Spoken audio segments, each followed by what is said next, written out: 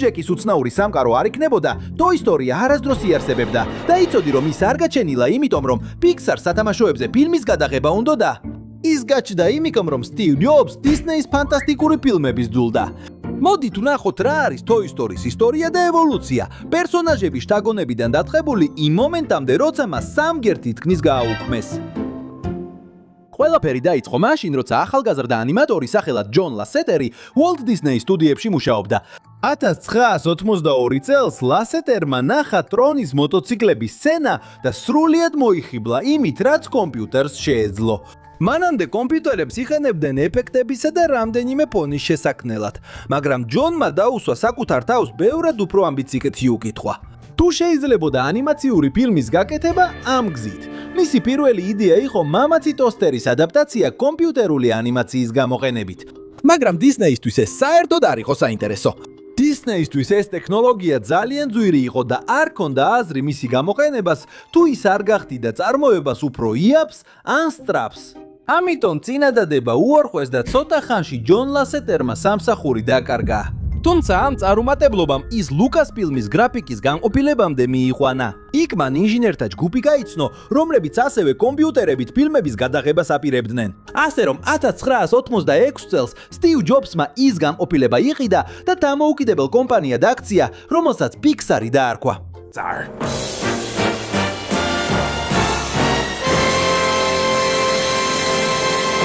მაგრამ Pixar-ი ჯერ კიდევ არ იყო ის სტუდია, რომელსაც დღეს ვიცნობთ. მათი მთავარი ბიზნესი კომპიუტერებისა და გამოსახულებების შესაქმნელი პროგრამების გაყიდვა იყო.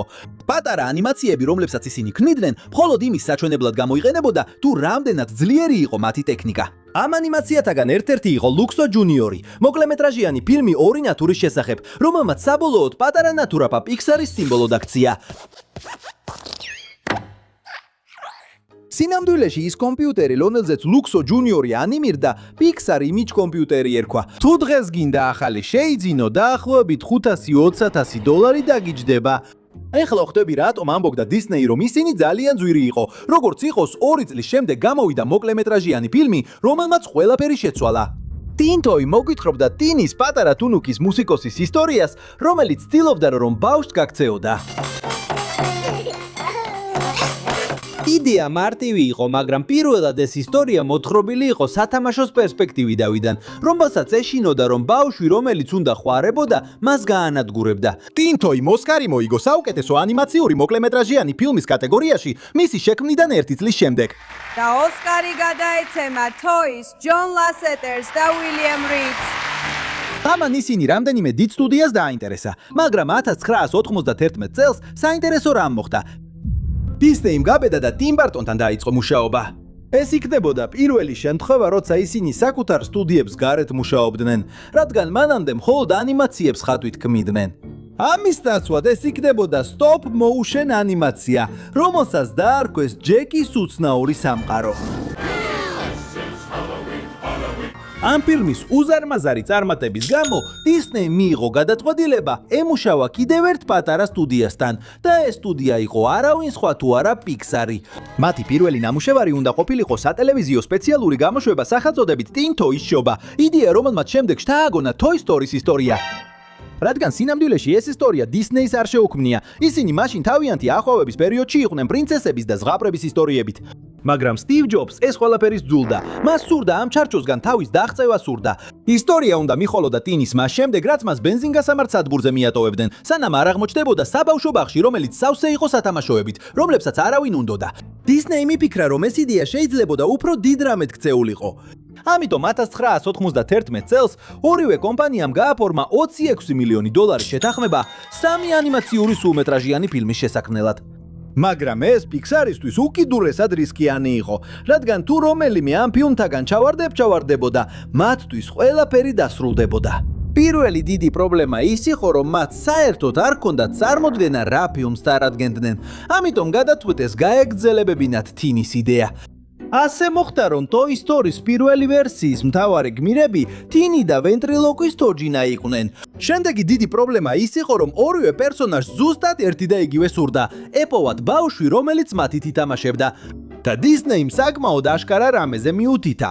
თუ ორივე ერთნაირად ფიქრობდა, მათ შორის საინტერესო კონფლიქტი არ იქნებოდა. ამიტომ ისტორია გადაიქცა ფილმად სრულიად საპირისპირო პარტნიორებზე. ერთი იქნებოდა ძველი სათამაშო, რომელსაც ეეშინოდა რომ შეცვლიდნენ, ხოლო მეორე იქნებოდა ახალი სათამაშო, რომელიც მოვიდოდა და მთელ ყურადღებას მიიპყრობდა. ტინინ დაიწყო ტრანსფორმაცია ექშენ ფიგურად. თავიდან ის იყო ჯარისკაცი, რომელიც გავდა G.I. Joe-ს. შემდეგ მას მისცეს კოსმოსური თემა და მარტივი სახელები. უცნაური, მაგალითად ლუნარ ლარი და ტემპუს მორფი. ბოლოს მას დაარქვეს ბაზ ლაითიერი, ასტრონავტ ბაზ ოლდრინის პატივსაცემად. მისმა კოსტიუმმა აიღო ელემენტები აპოლოს პროგრამის ასტრონავტებისგან და ინწლების ექშენ ფიგურებისგან. მწვანე და იასამნისფერი ფერები ჯონ ლასეტერმა და მისმა მეუღლემ ნენსიმ აირჩიეს, რადგან ეს იყო მათი საყვარელი ფერები. ეხლათი გაჩნდა კითხვა, რომელი სათამაშო შეიძლებოდა ყოფილიყო კოსმოსური მცველის სრული საპირისპირო? კობოი. ვენტრილოკვის თოჯინა გადააკეთეს კობოად. კობოი. მექანიზმი შთაგონებული იყო კასპერის თოჯინით, რომელიც ჯონ ლასეტერს ბავშვობაშიობაში ჰქონდა. თავდაპირველად ვუდის ჯერ კიდევ ჰქონდა უზარმაზარი ყბა და შემაშინებელი იერი, როგორც ვენტრილოკვის თოჯინას. ნელ-ნელა მისი სახე უფრო რბილი გახდა და საბოლოოდ მიიღო ის ქსოვილისა და პლასტმასის იერი, რომელსაც ყველა ვიცნობთ. მეორე ხარისხოვანი პერსონაჟები შეიცვალნენ და ჯოს უიდონმა ბაზის გარდაქმნაში დახმარება გაუწია. პირველ ვერსიებში ის იცოდა რომ სათამაშო იყო, მაგრამ უიდონმა შემოგთავაზა რომ ის სრულად დარწმუნებული ყოფილიყო რომ ნამდვილი კოსმოსური მცველი იყო. მან ასევე დაამატა რექსი და სურდა რომ ბარბის მნიშვნელოვანი როლი ჰქონოდა, მაგრამ მატელმა უარი თქვა ბარბის მათთვის გადაცემაზე. კომპანია ფიქრობდა რომ თითოეულ გოგონას უნდა წარმოედგინა თავისი პერსონაჟი თოჯინისთვის და არ სურდა რომ ფილმს გადაეტყვიტა ვინ იყო ბარბი. ამ მიზეზით მისი ადგილი ბეტის დაეკავა. ხაზბრომაც არ დაუშვა რომ გამოჩენილიყო G.I. Joe, განსაკუთრებით იმიტომ რომ CD აპირებდა მისი განადგურებას. ასე გაჩნდა კომბატ კარლი. ახლა კი ყველაფერი ფორმას იღებდა, მაგრამ დისნეი მაინც ითხოვდა რომ ფილმს უფრო თამამი და ზრდასრული ხასიათი ჰქონოდა და პიქსარმა დაემორჩილა. და ამის გამო მან თითქმის გაანადგურა საკუთარი ფილმი. ბუდის უფრო თამამად რომ გამოეჩინათ, სცენარისტებმა ის ეგოისტურ, სასტიკ და აგრესიულ პერსონაჟად აქციეს. ამ ვერსიაში უდი ბას შემთხვევით კი არ აგდებდა ფანჯრიდან, არამედ განზრახ აგდებდა და შემდეგ სხვა სათამაშოებს ემუქრებოდა, რომ არ შეეწინააღმდეგებოდნენ.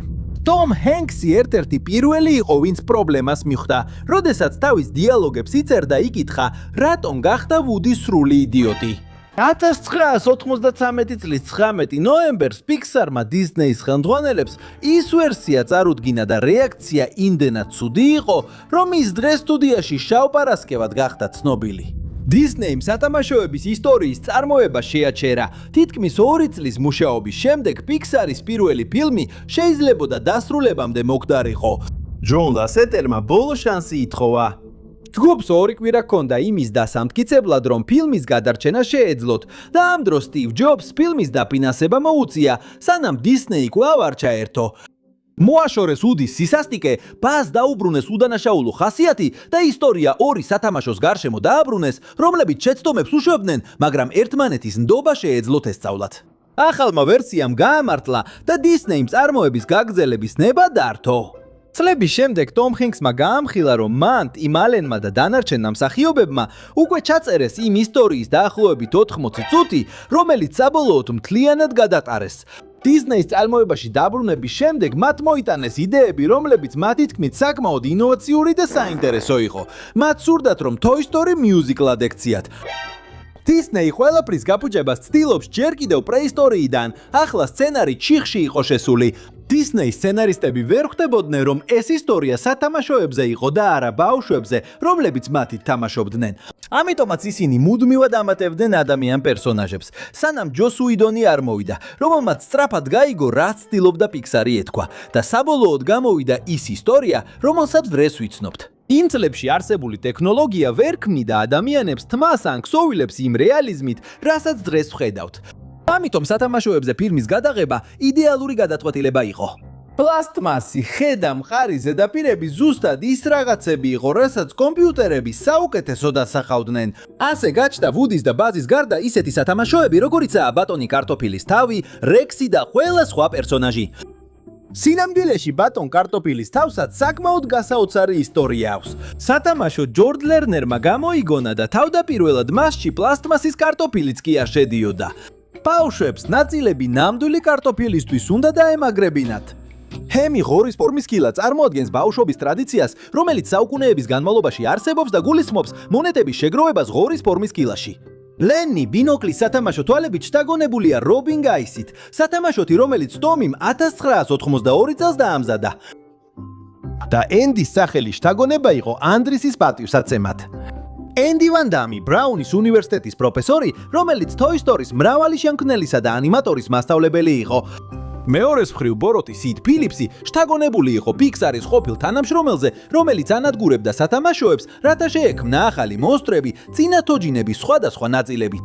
მაგრამ მოდესმე დაფიქრებულ ხართ, რატომ გვანან ენდის ყველა მეგობარი თავად ენდის?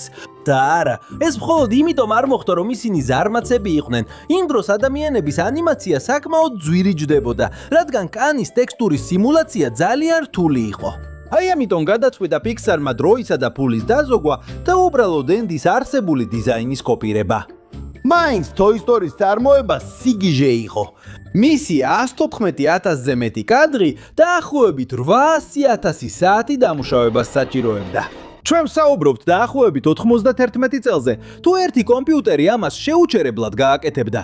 Pixar-მა გამოიყენა A17 კომპიუტერი და თითოეული კადრის ანიმაცია საშუალოდ 3 საათს მოითხოვდა. მთელი სტუდია დღეში 30 წამზე ნაკლებ ფილმს ახერხებდა რენდერინგს. სინამდვილეში ყველაზე პროდუქტიულ კვირაში Pixar-მა მთელი ფილმიდან მხოლოდ 3 წუთი და ნახევარი მოახერხა რენდერინგი. ეხლა შეგვიძლია გავიგოთ, რატომ გამოიყურებიან ზოგიერთი ადამიანის პერსონაჟები, მაგალითად ენდი და სიდი, ბევრად უფრო უცნაურად ვიდრე სათამაშოები. გუნდი აკეთებდა იმას, რისთვისაც ჯერ კიდევ არ არსებობდა წესები, ინსტრუმენტები და არც წინა მაგალითები. მაშინაც კი როცა ფილმი საბოლოოდ დასრულდა, ყველამ თქვა, რომ ეს იყო ვიზუალურად ყველაზე საშინელი ფილმი, რაც კი შეეძლოთ გაეკეთებინათ. ამ ყველაფრის მიუხედავად, დისნეიმ გადაწყვიტა რისკზე წასულიყო და Toy Story კინოთეატრებში გაეშვა. ასე მოხდა, რომ 1995 წლის 22 ნოემბერს Toy Story დიდ ეკრანზე გამოვიდა. მიუხედავად ყველაფრისა, ყველა მოლოდინის საწაწინააღმდეგოდ, ფილმი პირველივე ჩვენებიდანვე შედანვე შეიყვარეს. ფილმის ბიუჯეტი დაახლოებით 30 მილიონი დოლარი იყო, და საბოლოოდ მთელ მსოფლიოში დაახლოებით 374 მილიონი შემოსავალი მიიღო. ასევე ის გახდა პირველი ანიმაციური ფილმი, რომელიც ოსკარზე სცენარისთვის წარადგინეს, ხოლო ჯონ ლასეტერმა სპეციალური ჯილდო მიიღო კომპიუტერული ანიმაციით შექმნილი პირველი სრულმეტრაჟიანი ფილმის რეჟისურისთვის. დიახ, დისნეიმ ჯერ გაათავისუფლა, შემდეგ კი სრულად დაბრუნდა, მაგრამ ყველაზე მნიშვნელოვანი ცვლილება ჯილდოებს მიღმა მოხდა. Toy Story-ს შემდეგ ყველა სტუდიამ გაიგო, რომ კომპიუტერული ანიმაცია შეუძლებელი აღარ იყო. სინამდვილეში ეს ინდუსტრიის მომავალი იყო. ასე რომ ფილმი სათამაშოებზე თითქოს სპეციალურად იყო შექმნილი საქონლის გასაყიდად, ხომ ასია, მაგრამ პრემიერამდე თითქმის არც ერთ კომპანიას არ სურდა ვუდისა და ბაზის წარმოება. სათამაშოების მწარმოებლებს ჩვეულებრივ 18 თვიდან 2 წლამდე სჭირდებოდათ ახალი ხაზის მოსამზადებლად და დისნეი ძალიან გვიან მივიდა, ამიტომ რამდენიმე კომპანიამ უარი თქვა ლიცენზიაზე. ერთადერთი, ვინც რისკზე წავიდა, იყო პატარა კანადური კომპანია სახელად Tinkway Tinkery. შედეგი იყო სრულიად საპირისპირო პრობლემა. ფიგურები ამოიწურა და საკმარისი Buzz Lightyear არ იყო ყველა ბავშვისთვის, ვისაც შობას მისი მიღება სურდა. პირველი 250,000 ფიგურა თითოეული პერსონაჟის სწრაფად გაიყიდა. და წლების განმავლობაში ვუდიმ და Buzz Lightyear-მა 25 მილიონზე მეტი სათამაშო გაკიდეს. დისნეიმ რეკლამაში დაახლოებით 20 მილიონი დოლარი დახარჯა. მაგრამ ისეთი ბრენდები, როგორიცაა Burger King, Coca-Cola, Pepsi და Payless, სათამაშოების ისტორიასთან დაკავშირებულ აქციებში დაახლოებით 125 მილიონი დოლარი ჩადეს. სათამაშოების ისტორია უკვე აღარ იყო მხოლოდ სათამაშოების შესახებ მოთხრობა. ის გადაიქცა მანქანად, რომელიც რეალურ სათამაშოებს ყიდდა. 1986 წელს ფილმი გამოვიდა VHS-ზე და პირველივე წელს 21 მილიონზე მეტი ასლი გაიყიდა. იმავე წელს Pixar-მა შექმნა Toy Story Treats. ეს იყო პატარა ანიმაციური მოკლემეტრაჟიანი ფილმები 10-დან 30 წამამდე, რომლებიც შაბათის ანიმაციური ფილმების რეკლამების დროს გადიოდა ABC-ზე. არხი ამტკიცებდა, რომ ეს არ იყო VHS-ის რეკლამები, რადგან ისინი არასდროს ახსენებდნენ პროდუქტს. მაგრამ საინტერესოა, რომ მათი გაშვება დაიწყო რამდენიმე კვირით ადრე, სანამ ფილმი გაყიდვაში გამოვიდოდა. ასევე გამოვიდა სათამაშოების ისტორიის პირველი ვიდეო თამაში, წიგნები, თანსაცმელი, ფეხსაცმელი, კომპიუტერული პროგრამები და Disney on Ice-ის შოუებიც კი. სათამაშოების ისტორია ეკრანს გასცდა და დისნეის სურდა მეორე ფილმი, რაც შეიძლება მალე. თავდაპირველად ფილმის სათამაშოების ისტორია 2 კინოთეატრებში გამოსვლა არც კი იგეგმებოდა. დისნეი მის შეუკვეთა როგორც გაგრძელება, რომელიც პირდაპირ VHS-ზე უნდა გამოსულიყო. ამიტომ Pixar-მა შექმნა ბევრად უფრო პატარა გუნდი, ვიდრე სრულმეტრაჟიანი ფილმისთვის. ეს იმიტომ, რომ სტუდია იმ დროს მუშაობდა ფილმზე მწერების შესახებ ფილმზე. მაგრამ როდესაც დისნიმ ნახა სათამაშოების ისტორია 2-ის პირველი სცენები, მიხვდა, რომ ფილმს ჰქონდა ბლოკბასტერად ქცევის პოტენციალი. მათ მთლიანად შეცვალეს გეგმები და სათამაშოების ისტორია 2 საბოლოოდ მსოფლიო კინოთეატრებში პრემიერად იქცა. პროექტი გაიზარდა, ანიმაცია უფრო დეტალური გახდა, დეკორაციები უფრო მასშტაბური იყო და ვუდი აღმოაჩინა, რომ ის უბრალოდ ჩვეულებრივი კოვბოი არ იყო. ის იყო ძველი შოუს ვარსკვლავი, სახელად ვუდის როდეო. ჩვენ ასევე ვყავს ჯესი, ტიროალ ბლანკო და სუნიანი პიტი, მაგრამ მაშინ როცა ისტორია საუბრობდა დავიწყებულ სათამაშოებზე, Pixar-ი თითქმის მთლიანად დაკარგა ფილმი. 1988 წელს არასწორი ბრძანების გამო სერვერებიდან ფაილების დაშლა დაიწყო. პერსონაჟები სცენებიდან ქრებოდნენ, სანამ ანიმატორები მუშაობას ცდილობდნენ. როცა მათ მისი შეჩერება შეძლეს, ფილმის დაახლოებით 90% უკვე წაშლილი იყო. სარეზერვო ასლიც სწორად არ მუშაობდა. და ფილმი გადარჩა გალდინ სუსმანის ტექნიკური ზედამხედველის წყალობით, რომელიც სახლში მუშაობდა თავისი ბავშვის მოსავლელად და თავის კომპიუტერში ფილმის უახლესი ასლი ჰქონდა შენახული. გუნდა მანქანა Pixar-ში საბნებში გახვეული მიიტანა და ისე ექცეოდნენ, თითქოს ყრმა იესო მიყავდათ ოფისში. მათ შეძლეს პროექტის არდვენა და შემდეგ Pixar-მა გადაწყვიტა, რომ ისე უნდა წაეშალათ იგი. და ამჯერად ეს მართლაც განზრახ გააკეთეს. ჯონ ლასეტერმა ფილმი ნახა და ფიქრობდა, რომ ისტორია საკმარისად კარგი არ იყო, რომ კინოთეატრებში გაეშვათ. დისნეიმ უარი თქვა თარიღის შეცვლაზე, ამიტომ Pixar-მა პრაქტიკულად მთელი ფილმი ხელახლა ააწყო მხოლოდ 9 თვეში. გუნდი მუშაობდა დაღლილობამდე. რამდენიმე ანიმატორს განუვითარდა განმეორებითი დატვირთვის გამო მიღებული ტრავმებით და კარპალური გვირაბის სინდრომით. დაღლილობამ ისეთი საშიში დონეს მიაღწია, რომ ერთმა თანამშრომელმა სტუდიაში მისვლისას თავისი ჩვილი მანქანაში დატოვა. საბედნიეროდ ბავშვის გადარჩენა მოახერხეს. სტორი 2 საბოლოოდ გამოვიდა 1999 წლის 24 ნოემბერს. ფილმის გადაღებამ დაახლოებით 80 მილიონი დოლარი დაჯდა და შემოსავალმა $500 მილიონზე მეტი შეადგინა. ფილმმა კიდევ დაამატა კალბი გადაღების შეცდომები ტიტრების დროს. თითქოს ვუდი და ბაზი ნამდვილი მსახიობები იყვნენ. თუმცა ერთ-ერთი იმ ხუმრობიდან აჩვენებდა სუმიან პიტს, რომელიც 2 ბარბის თოჯინას როლებს თავაზობდა. დიახ, პირველი წარმატების შემდეგ მატელმა ბოლოს და ბოლოს დართო ნება ბარბი მათთვის მიეცათ. შემიძლია სათამაშოების ისტორია 3 როლი მოგიპოვოთ. უკაცრავად, ეს დუბლია? კარგი გოგონებო, ნამდვილად სასიამოვნო იყო. და როცა გინდათ, რომ სამსახიობო რჩევები მოგცეთ, სიამოვნებით დაგეხმარებით. ნახვამდის. 2019 წელს Pixar-მა ეს სცენა ახალი ვერსიებიდან ამოიღო, რადგან ის ჰოლივუდში ძალაუფლების ბოროტად გამოყენების შემთხვევებს გავდა. გახსოვს ალის სათამაშოების მაღაზია? ეს სათამაშოების მაღაზია შთაგონებულია სან-ფრანცისკოში არსებული რეალური მაღაზიით, სახელად Jeffrey's Toys-ი. მაგრამ ფრენჩაიზი მაშინ მხოლოდ ზრდას იწყებდა. 2 ფილმის შემდეგ მაყურებელმა უკვე იცოდა, რომ ბაზი იყო ფიგურა, რომელიც გამოგონილ კოსმოსურ მცველზე იყო დაფუძნებული. ასე რომ კითხვა საკმაოდ ლოგიკური იყო. როგორი იყო ნამდვილი ბაზის ისტორია? დისნეიმ უპასუხა ფილმით ბაზ ლაითიარი, ვარსკვლავური სარდლობა, თავგადასავალი იწყება. ანიმაციური ფილმი, რომელიც პირდაპირ VHS-ზე გამოვიდა 2000 წელს. ისტორია იწყებოდა სათამაშოების ისტორიის სამყაროში. სამყაროში სათამაშოები იკრიბებოდნენ, რომ ენახათ ფილმი, სადაც მთავარ როლს ბაზ ლაითიარი ასრულებდა. შემდეგ ანიმაცია 3D-დან 2D-ზე გადადიოდა, რათა ეჩვენებინათ მისი თავგადასავლები ზორგის წინააღმდეგ. ტიმ ალენმა კვლავ გაახმოვანა ბაზ ლაითიარი ფილმში, მაგრამ ტელესერიალში იგი პატრიკ ორბარტონმა შეცვალა, ანუ ორბარტონმა. კარგი არ გონია ესენი იყვნენ ის 3 პატარა მწვანე კაცი, რომლებიც გვაკლია. კარგი არ გონია ესენი იყვნენ პატარა მწვანე კაცები. ვარსკვლაითიარი, ვარდლოური სარდლობა ჰქონდა. 65 ეპიზოდი თუ მის სათხის ფილმს 3 ნაწილად დავთვლით.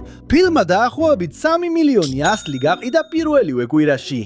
მან ასევე მიიღო საკუთარი ვიდეო თამაში და დაეხმარა ბას, რომ აღარ ყოფილიყო მხოლოდ ენდის სათამაშო. ვუდი და ბაზი თითქმის გააგრძელებდნენ, მაგრამ Pixar-ის გარეშე. მიუხედავად იმისა, რომ დისნეიმ და Pixar-მა იმ წლებში ყველაზე წარმატებული ფილმები შექმნეს, მათი ურთიერთობა ნელ-ნელა ინგრეოდა. Steve Jobs სურდა რომ Pixar შეენარჩუნებინა კონტროლი მომავალ ფილმებზე, ხოლო Disney არაპირებდა გადაეცა ისეთი შემოსავლიანი ფრენჩაიზი. 2004 წელს მოლაპარაკებები დასრულდა და Pixar-მა გამოაცხადა რომ სხვა დისტრიბუტორს მოძებნიდა. პრობლემა ის იყო რომ Disney-ს ჯერ კიდევ ჰქონდა პერსონაჟების უფლებები და შეეძლო Pixar-ის გარეშე გაეკეთებინა სიკველები. ამიტომაც მან შექმნა სტუდია სახელად Circle 7 ანიმაცია და დაიწყო თავისი ვერსიის Toy Story 3-ის შექმნა. იმ ისტორიაში ბაზი იწყებდა გაფუჭებას და მას აგზავნიდნენ ქარხანაში ტაივანში. როდესაც სათამაშოები აღმოაჩენდნენ რომ ყველა Buzz Lightyear-ს ბაზრიდან იღებდნენ გასანადგურებლად, Woody, Jesse და სხვები საკუთარ თავს პოსტით აგზავნიდნენ მის გადასარჩენად. ეს ფილმი იმდენად წინ წავიდა რომ უკვე ჰქონდა სცენარები, დიზაინები და ანიმაციის ტესტები. Toy Story თითქმის ორ ნაწილად იყოფოდა, ორიგინალურ Pixar-ის ფილმებად და Disney-ის სიკველებად. მაგრამ 2006 წელს Bob Igerმა Disney-ის მართვა გადაიბარა და გადაწყვიტა რომ Pixar-ის დაკარგვა უზარმაზარი შეცდომა იქნებოდა. ამიტომ Disney-მ სტუდია $7 მილიარდ 400 მილიონ დოლარად იყიდა. მან დაახურა Circle 7 და გააუქმა Toy Story 3-ის ის ვერსია. ფრენჩაიზი თავის შემქმნელებს დაუბრუნდა და მათ გადაწყვიტეს ენდის დამშვიდობებოდნენ. ახალი Toy Story 3-ის შესაქმნელად ჯონ ლასიტერი, პიტ დოქტერი, ენდრიუ სტენტონი და ალი უნკრიხი დაბრუნდნენ იმ კოტეჯში, სადაც პირველი ფილმი ჰქონდათ შექმნილი. მათი პირველი იდეაც არ გამოვიდა, ამიტომ თავიდან უყურეს Toy Story 1-ის და Toy Story 2-2-2-ის და იპოვეს კითხვა, რომელსაც ისტორია წლების განმავლობაში არ პასუხობდა. რა მოხდებოდა, როცა ენდი საბოლოოდ გაიზრდებოდა? ალი უნკრიხი დარჩა რეჟისორად და ფილმმა Sunny Side ცრუდაპირება დაქცია. ტექნოლოგია იმდენად შეიცვალა 1999 წლიდან, რომ Woody-ს, Buzz-ის და სხვების ორიგინალი მოდელები ახალ პროგრამებში სწორად ვეღარ იცვლებოდა. Pixar-მა ისინი დეტალ-დეტალით თავიდან უნდა აწყო და თითოეული სახსარი, ტექსტურა და მასალა თავიდან მოათავსა, ამიტომ პერსონაჟებს თავიანთი ორიგინალური დიზაინი შემორჩათ. მაგრამ ეხლა Woody-ს ნაკერებს, მისი ტანსაცმლის ბოჭკოებს, Buzz-ის ნაკაწრებს და ბევრად უფრო რეალისტურ განათებას ვხედავთ. Toy Story 3 პრემიერა 2010 წლის 18 ივნისს შედგა და ახალგაზრდა ბიჭსა და მის სათამაშოებს შორის გამომშვიდობება Pixar-ის ერთ-ერთ ყველაზე დასამახსოვრებელ ფინალად აქცია. ფილმმა $1 მილიარდ 66 მილიონ დოლარზე მეტი შემოსავალი მიიღო. ეს იყო პირველი ანიმაციური ფილმი, რომელმაც $1 მილიარდ მეტი გამოიმუშავა და ოსკარის 5 ნომინაციაში იყო წარდგენილი, მათ შორის საუკეთესო ფილმის კატეგორიაში. ასევე მოიგო საუკეთესო ანიმაციური ფილმის და საუკეთესო ორიგინალური სიმღერის ოსკარი. ყველაფერი თითქოს იდეალურად დასრულდა. ენდი გაიზარდა. სათამაშოებს ახალი გოგონა ჰყავდათ სახელად ბონი და Pixar-მა დაასრულა ტრილოგია ისე, რომ არც ერთი ფილმი ცუდად არ მიუღიათ. მაგრამ Disney-მა არ მისცა პერსონაჟებს გაქრობის უფლება. მეოთხე ფილმის დაუყოვნებლივ წარმოების ნაცვლად Pixar-მა დაიწყო ბონისთან ერთად სათამაშოების პატარა თავგადასავლების ჩვენება. 2011 წელს გამოვიდა შვებულება ჰავაიზე, სადაც კენი და ბარბი ჰავაიზე მოგზაურობას ვერ ახერხებდნენ და დანარჩენი სათამაშოები ცდილობდნენ ეს თავგადასავალი ოთახში გაემეორებინათ. იმავე წელს გამოვიდა პატარა Grand Buzz-ი, სადაც რესტორნის პატარა ბაზი ნამდვილ ბაზს ადგილს უცვლიდა. 2012 წელს გამოვიდა Fiesta Saurus Rex-ი, სადაც Rex-ი აბაზანაში გამართული წვეულების მეფედ იქცა. ეს სამი მოკლემეტრაჟიანი ფილმი ცნობილი გახდა როგორც Toy Story ტუნზი. შემდეგ გამოვიდა ორი სატელევიზიო სპეციალური ეპიზოდი და ახლოებით 22 წუთიანი. Toy Story ტერორი გამოვიდა 2013 წელს და ჯესი გადაიქცა მოტელში განვითარებული თრილერის მთავარი გმირად. Toy Story დავითყებულები დროში გამოვიდა 2014 წელს და წარმოადგინა საბრძოლო დინოზავრები. დინოზავრების სათამაშოები, რომლებიც როგორც ბაზი პირველ ფილმში არ იცოდნენ რომ სათამაშოები იყვნენ, ფრენჩაიზი ასევე განაგრძობდა ზრდას ვიდეო თამაშებში. Toy Story 2 Buzz Lightyear-ის საშველად. ერთ-ერთ ყველაზე დასამახსოვრებელ თამაშად იქცა. Toy Story Racer-ი გამოვიდა 2001 წელს, ხოლო Toy Story 3-ის თამაში განსაკუთრებით შეიყვარეს მისი Toy Box რეჟიმის გამო, რომელიც საშუალებას გაძლევდა აგეგო და გეკონტროლებინა სათამაშოების სამყარო ფილმის სიუჟეტის გარეშე. შემდეგ პერსონაჟები გამოჩნდნენ Disney Infinity-ში და 2019 წელს მიიღეს საკუთარი სამყარო Kingdom Hearts 3-ში. და რეალურ ცხოვრებაში Toy Story Midway Mania გაიხსნა 2008 წელს. შემდეგ გამოჩნდა Toy Story სრული თემატური ზონები საფრანგეთში, ჰონგ-კონგში, შანხაიში და ფლორიდაში, რომლებიც ისეა დაპროექტებული, რომ სტუმრებს ენდის ეზოში სათამაშო ზომის შეგრძნება ჰქონდეთ. და 2013 წელს ფრენჩაიზის ერთ-ერთი ყველაზე უცნაური ტენდენცია მოხდა. ვირუსულად გავრცელდა იდეა, რომ უნდა დაგეხვირა ანდი მოდის Toy Story-ის პერსონაჟების წინ Disney-ის პარკებში, რის შემდეგაც ისინი იატაკზე ეცემოდნენ და უსიცოცხლო სათამაშოებად ასაღებდნენ თავს. საიდუმლო აღარ იყო სახალისო, როცა ყველამ დაიწყო მისი გამეორება. ეს პრაქტიკა შეწყდა, რადგან იატაკზე ისევ და ისევ დაგდება მსახიობებისთვისაც და ვიზიტორებისთვისაც საფრთხედ იქცა.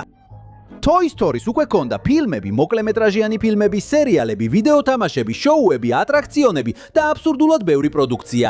მაგრამ ჯერ კიდევ დარჩენილი იყო პასუხი კითხვაზე, რა მოუვიდოდა ვუდის ენდის შემდეგ. როდესაც Toy Story 4 გამოაცხადეს, მაყურებლის დიდმა ნაწილმა იფიქრა, რომ ის არ უნდა არსებობდეს. მესამე ფილმს უკვე ქონდა იდეალური დასასრული. Pixar-შიც კი იცოდნენ, რომ მეოთხე ნაწილს მხოლოდ მაშინ ექნებოდა აზრი, თუ ის იპოვიდა სხვა დასასრულს, არა ენდისთვის, არამედ ვუდისთვის.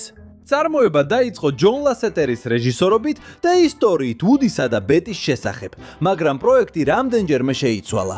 ლასეტერმა დატოვა რეჟისორის პოსტი, მის ადგილს ჯოშ კადიმი დაიკავა და ორიგინალის სცენარის დაახლოებით 3/4 თავიდან დაიწერა.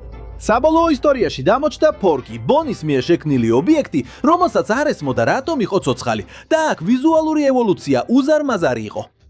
Pixar შეეძლო შეექმნა წვიმა, მტვერი, აბლაბუდები, ქსოვილები და ანარეკლები, რაც 1995 წელს შეუძლებელი იყო. მათ ბეტის თმის მინანქარზე პატარა ბზარებიც კი დაამატეს, რათა შეემახსოვრებინათ, რომ ის კვლავ ფაიფურის იყო. დონ რიკლზი, ბატონი კარტოფილის დავას ხმა, 2017 წელს გარდაიცვალა, სანამ ახალ ფრაზებს ჩაწერდა. მისმა ოჯახმა სთხოვა, რომ პერსონაჟი ფილმში დარჩენილიყო. ამიტომ Pixar-მა 25 წლის ჩანაწერები, ამოჭრილი სცენები, ვიდეო თამაშები და სარეკლამო მასალა გადაამოწმა, რათა მისი დიალოგები შეექმნა. და Toy Story 4 პრემიერა 2019 წლის ივნისში შედგა. და მან $1,073 მილიონ მეტი შემოსავალი მიიღო და ოსკარი მოიპოვა საუკეთესო ანიმაციური ფილმის კატეგორიაში. ვუდიმ საბოლოოდ დატოვა ბონი, რომ ბეტისთან ერთად ემოგზაურა და სხვა დაკარგულ სათამაშოებს დახმარებოდა. კიდევ ერთხელ ჩანდა, რომ ეს დასასრული იყო და კიდევ ერთხელ ასე არ აღმოჩნდა. იმავე წელს, როდესაც გამოვიდა Toy Story 4, Disney-მ გამოუშვა Forky სვამს კითხვას. სერიალს ჰქონდა 10 მოკლემეტრაჟიანი ეპიზოდი, სადაც ფორკი სვამდა კითხვებს, მაგალითად, რა არის ფული, სიყვარული, დრო, ხელოვნება, კომპიუტერი ან მეგობარი. 2020 წელს გამოვიდა Lamp Life. ეს იყო მოკლემეტრაჟიანი ფილმი, რომელმაც ახსნა რა მოხდა ბეტისთან იმ წლებში, როცა ის ვუდისგან დაშორებული იყო. 2021 წელს Pixar Popcorn-მა მოიცვა ფრენჩაიზის სხვა მცირე გამოჩენებიც, მაგალითად, ბაზის სავარჯიშო რუტინა და დაკისა და ბონის თავგადასავალი. Toy Story აგრძელებდა ახალი ისტორიების შექმნას მთავარი ფილმის გარეშე. შემდეგ Pixar-მა დაუბრუნდა იმ კითხვას, რომელსაც ენდი პირველივე ფილმიდან სვამდა. ვინ იყო ის კაცი, რომელმაც Buzz Lightyear-ის სათამაშო შთააგონა? Pixar-მა წარადგინა Lightyear როგორც ფილმი, რომელიც თითქოს ენდიმ ნახა მანამდე, სანამ Buzz Lightyear-ის ფიგურას მოითხოვდა. ამჯერად ეს არ იყო სათამაშო, რომელიც ფიქრობდა, რომ კოსმოსის მცველი იყო. ის იყო ნამდვილი პილოტი, რომელიც შორეულ პლანეტაზე იყო გაჭედილი. სწორედ ამიტომ ტიმ ალენი აღარ დაბრუნდა. Pixar-მა კრის ევანსი აერჩია, რათა განესხვავებინა ადამიანის გმირის სათამაშო ვერსიისგან, მაგრამ ამ ახსნა მაყურებლის დიდი ნაწილი დააბნია. 2000-დან წლიდან უკვე არსებობდა Buzz Lightyear-ის ვარსკვლავური სარდლობა, როგორც სერიალი, რომელმაც თითქოს და სათამაშო შთააგონა. ეხლა Pixar-ი იმავე წარმოშობის კიდევ ერთ ვერსიას წარადგენდა, მაგრამ ახალი პერსონაჟებით და განსხვავებული ისტორიით ვარსკვლავური სარდლობისთვის. ფილმი ასევე აიკრძალა და არ მიიღო ნებართვა პრემიერისთვის რამდენიმე ქვეყანაში, რადგან მასში ქალთა-წყვილს შორის მოკლე კოცნა იყო ჩართული. Disney-მ სცენის ამოღებაზე უარი თქვა. ასე მოხდა, რომ Lightyear-მა დაახლოებით $200 მილიონი დაჯდა და მთელ მსოფლიოში მხოლოდ 226 მილიონი შემოსავალი მიიღო. ეს იყო პირველი დიდი ფინანსური მარცხი ფრენჩაიზისთვის, რომლის 4 მთავარი ფილმი უზარმაზარი წარმატება იყო. ამიტომ შემდეგი პროექტი ისევ სათამაშოებს დაუბრუნდა. 2023 წელს Disney-მ დაადასტურა, რომ სათამაშოების ისტორია 5 მზადების პროცესშია. ამჯერად ისტორია ენდრიუ სტენტონის ხელში აღმოჩნდა, რომელიც იყო ერთ-ერთი სცენარისტი, რომელმაც პირველი ფილმი შექმნა და ყველა წინა ნაწილში მონაწილეობდა. ახალი ფილმი ასევე გახდა პირველი მთავარი ნაწილი, რომელიც ჯონ ლასეტერის მონაწილეობის გარეშე შეიქმნა, რადგან მან Pixar-ი რამდენიმე წლით ადრე დატოვა. მაგრამ 5 ფილმის შემდეგ რა შეიძლებოდა სათამაშოებს ჩაენაცვლებინა, რასაც ისინი ადრე არ შეხვედრიან? პასუხი თითქმის ყველა თანამედროვე ბავშვის წინ იყო ეკრანი. Toy Story 5-ის პრემიერა 2026 წლის 19 ივნისს შედგა. პირველივე უიკენდზე მან მსოფლიოს მასშტაბით $312 მილიონი გამოიმუშავა. ეს იყო ფრენჩაიზის საუკეთესო პრემიერა. ივლისისთვის ფილმი უკვე 800 მილიონს უახლოვდებოდა და კვლავ კინოთეატრებში გადიოდა. მისი პროდუქცია დრემდე წელიწადში დაახლოებით $1 მილიარდ გამოიმუშავებს. მას აქვს ათეულობით ატრაქციონი, 4 თემატური ტერიტორია, სასტუმროები, ვიდეო თამაშები, სერიალები, მოკლემეტრაჟიანი ფილმები და პერსონაჟები, რომლებიც დღემდე იყიდება მის და იმ ბავშვებისთვისაც კი, რომლებიც მაშინაც არ იყვნენ დაბადებულები, როცა ენდიმ თავისი სათამაშოები აჩუქა. მაგრამ კარგი მეგობრებო, თქვენთვის რომელი Toy Story-ს ეტაპია ყველაზე საყვარელი? დატოვეთ თქვენი პასუხი კომენტარებში. ნახვამდის კოვბოი.